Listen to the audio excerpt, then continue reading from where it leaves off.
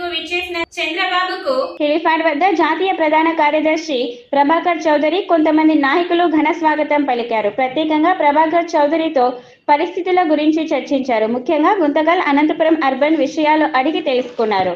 స్థానిక సమస్యలపై ప్రభాకర్ చౌదరిని ఒక నోట్ అందించారు.